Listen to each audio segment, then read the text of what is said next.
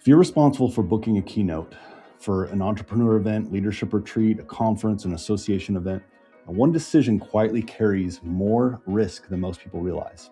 Let me say something that most keynote speakers won't even touch. Now, I've seen in the event industry, event coordinators lose credibility and in some case lose their job because they chose the wrong keynote speaker. And not because the speaker was bad, but because the speaker was wrong for the moment. Now, hear me out. When the keynote misses, everyone feels it. But the problem is the responsibility isn't just on the keynote speaker, it falls on you as the event host. And I get that, and I understand that, and it's challenging. But here's the problem most event coordinators will run into. You're under pressure to justify the budget, deliver value to the attendees that show up, keep your leadership team happy, protect your reputation, of course. You do what you think makes sense. When you're looking for speakers, you look for strong credentials, and you probably want a recognizable name and a polished presentation and a topic that sounds right for the moment. The problem is on paper, it can look like a safe decision, but here's what almost no one will tell you. The riskiest keynote speakers are the ones who look perfect on paper. Because frankly, when they miss the room, when the energy drops, when the audience disconnects, there's no spreadsheet and bio and one pager that will protect you afterward. Really, the key point to this is, especially if you're an event coordinator, what you want to really hear is that your job isn't to book a speaker.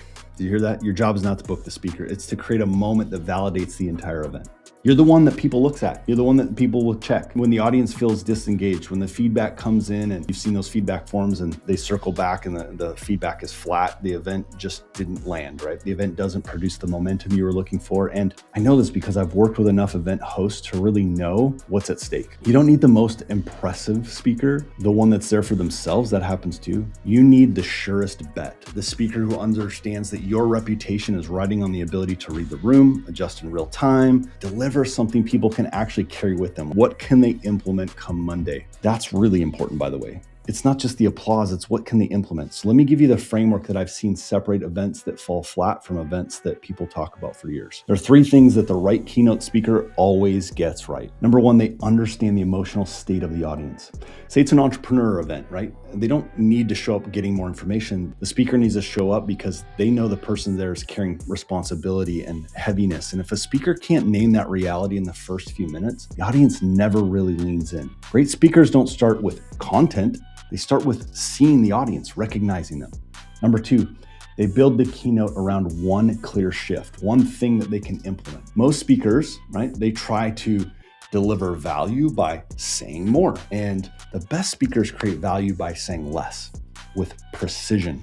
Right? If it can be said in 10 words, don't say it in 100. If the audience can't explain the keynote in one sentence afterward, I promise you it didn't land. Clarity will beat cleverness every time. All right, number three, they design the keynote around what happens after. See, this is the missing piece that I see most speakers they miss. The keynote isn't the climax of the event, it's the catalyst. Right speaker knows this. What conversation should happen next? What decisions should be triggered from the event? What momentum could be created? See, when the alignment exists, the event doesn't just feel like, oh, it was good, it was great. No. It feels like, what can I go implement? And then it just works. And when it works, the event host looks brilliant, even if no one would ever say it out loud, right? You're the one that gets the credit because you put the event on, you put the right people on stage. So look, if you're planning an event, you're evaluating keynote speakers, here's the filter I'd encourage you to use. Don't ask, how polished is the talk? How impressive is the resume? Look, when you hire people at a job, you don't just look at the resume, you look who they are. So ask things like this. How well do they understand the audience? Can they create clarity, not just content? Do they see the keynote as leverage, not a performance?